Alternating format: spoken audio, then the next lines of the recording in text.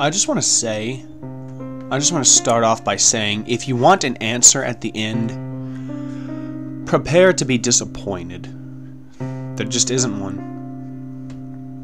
I was an intern at Nickelodeon Studios for a year in 2005 for my degree in animation. It wasn't paid, of course. Most internships aren't, but it did have some perks beyond education. To adults, it might not seem like a big one, but most kids at the time would go crazy over it. Now, since I worked directly with the editors and animators, I got to view the new episodes days before they aired. I'll get right to it, without giving too many unnecessary details. They had very recently made the SpongeBob movie, and the entire staff was somewhat sapped of creativity, so it took them longer to start up the season. But the delay lasted longer for more upsetting reasons.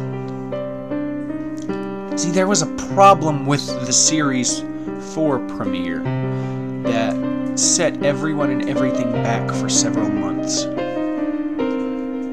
Me and 2 other interns were in the editing room along with the lead animators and sound editors for the final cut. We received the copy that was supposed to be Fear of a Krabby Patty and gathered around the screen to watch. Now, given that this isn't final yet, animators often put up mock title cards, sort of an inside joke for us, with phony, oftentimes lewd titles, such as How Sex Doesn't Work, instead of Rockabye by Valve. When SpongeBob and Patrick adopt a sea scallop.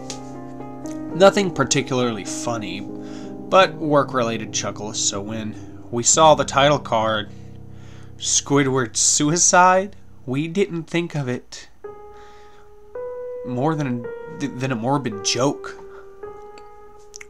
One of the interns did a small throat laugh at it. The happy-go-lucky music plays as is normal. The story began with Squidward practicing his clarinet, hitting a few sour notes like normal. We hear SpongeBob laughing outside, and Squidward stops, yelling at him to keep it down, as he has a concert that night and needs to practice.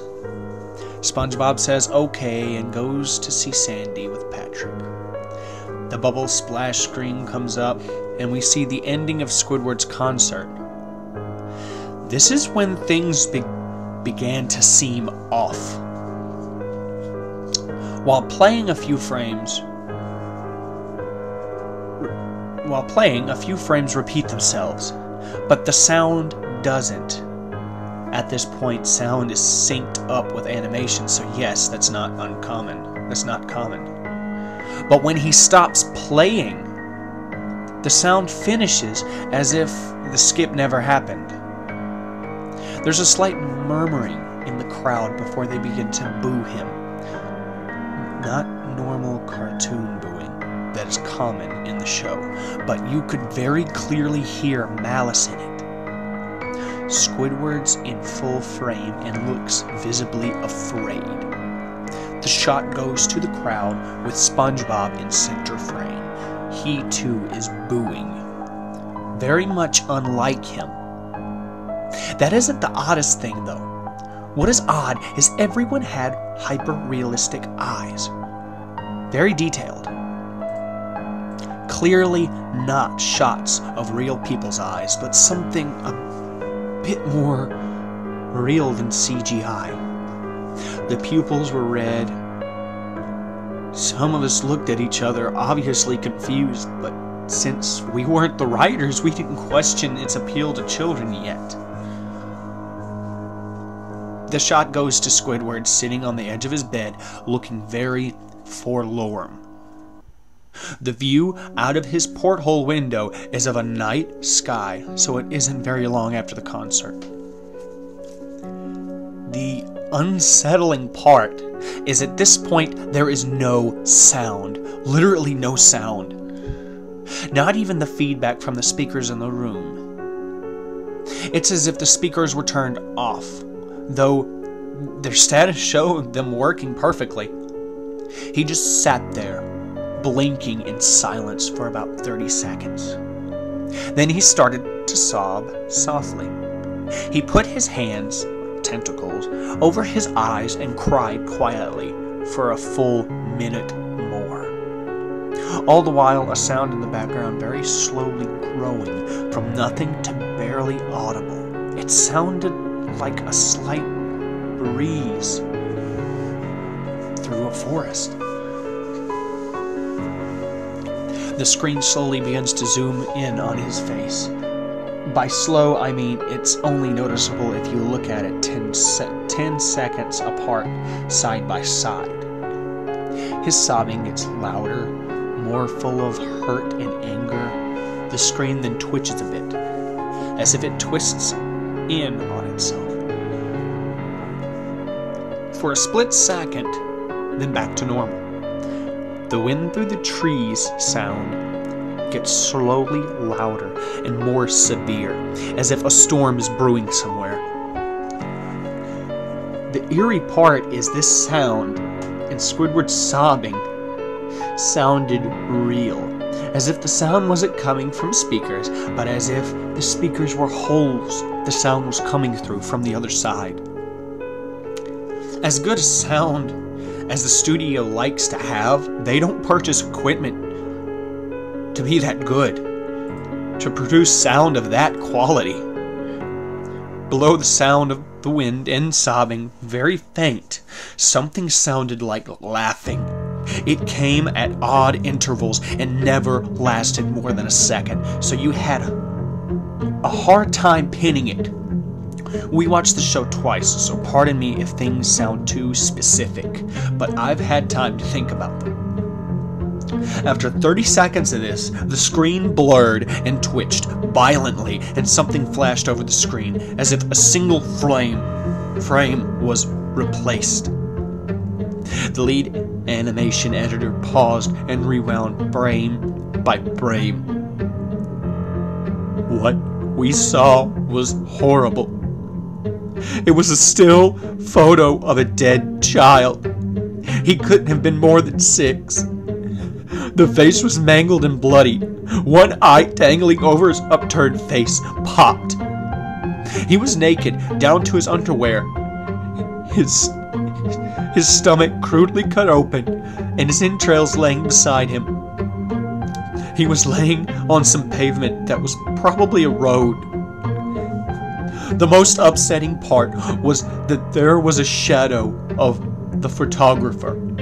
There was no crime tape, no evidence tags or markers, and the angle was completely off for a shot designed to be evidence. It would seem the photographer was the person responsible for the child's death. We were, of course, mortified, but pressed on, hoping that it was just a sick joke. The screen flipped back to Squidward, still sobbing louder than before, and half body in frame. There was now what appeared to be blood running down his face from his eyes. The blood was also done in hyper-realistic styling, looking as if you touched it, you'd get blood on your fingers. The wind sounded the wind sounded now as if it were that of a gale blowing through the forest. There were even snapping sounds of branches. The laughing, a deep baritone, lasting at longer intervals and coming more frequently. After 20 seconds, the screen again twisted, and it showed a single frame photo. The editor was reluctant to go back. We all were, but he knew he had to. This time the photo was that of what appeared to be a little girl, no older than the first child. She was laying on her stomach, her barrettes in a pool of blood next to her. Her left eye was popped out and popped. Naked except for underpants. Her entrails were piled on top of her, above her crude cut along her back. Again, the body was on the street, and the photographer's shadow was visible, very similar size and shape to the first. I had to choke back vomit, and one intern, the only female in the room, ran out. The show resumed. About 5 seconds after this second photo played, Squidward went silent, as did all sound, like it was when this scene started. He put his tentacles down, and his face were now done in hyperrealism, like the others were in the beginning of this episode. They were bleeding, bloodshot, and pulsating. He just stared at the screen, as if watching the viewer. After about 10 seconds, he started sobbing, this time not covering his eyes. The sound was piercing and loud. And most fear-inducing of all is his sobbing was mixed with screams. Tears and blood dripping down his face at a heavy rate. The wind sound came back, and so did the deep-voiced laughing. And this time, the still photo lasted for a good 5 frames. Tears of blood were dripping down his face. And the still photo lasted for 5 frames. It was horrific. The animator was able to stop it on the 4th and backed up. This time the photo was of a boy, about the same age, but this time the scene was different. The entrails were just being pulled out of a stomach, wound by a large hand. The right eye popped and dangling, blood trickling down it. The animator proceeded. It was hard to believe, but the next one was different, but we couldn't tell what. He went on to the next, same thing. He went back to the first and played them quicker, and I lost it. I vomited on the floor. The animating and the sound editors gasping at the screen. The 5 frames were not as if they were 5 different photos. They were played out as if frames from a video. We saw the hand slowly lift out the guts. We saw the kid's eyes focus on it. We even saw 2 frames of the kid beginning to blink. The lead sound editor told us to stop. He had to call in the creator to see this. Mr. Hillenberg arrived within about 15 minutes. He was confused as to why he was called down there. So the editor just continued the episode.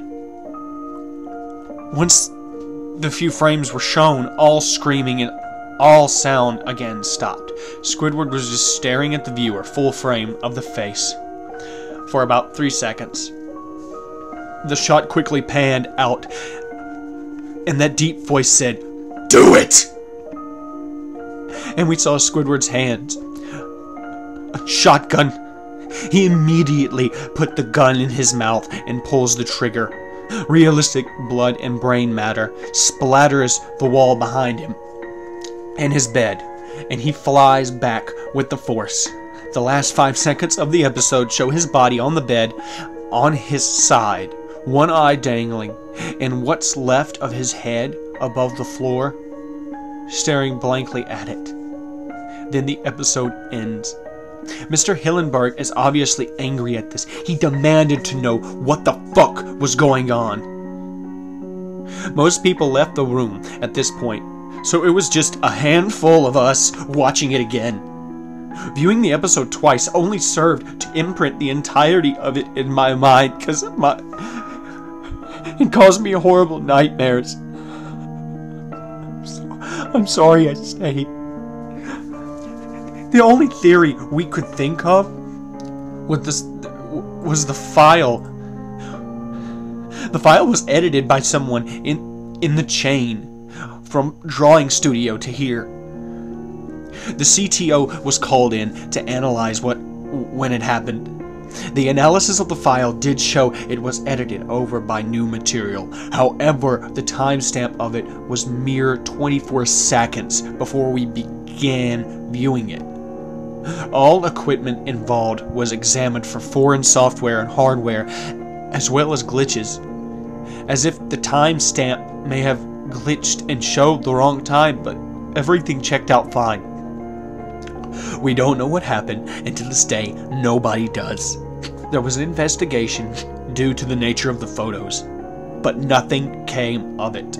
No child scene was identified, and no clues were gathered from the data involved, nor physical clues in the photos. I never believed in an unexplainable phenomenon before, but now that I have something happen and can't prove anything about it beyond initial evidence, I think twice about things.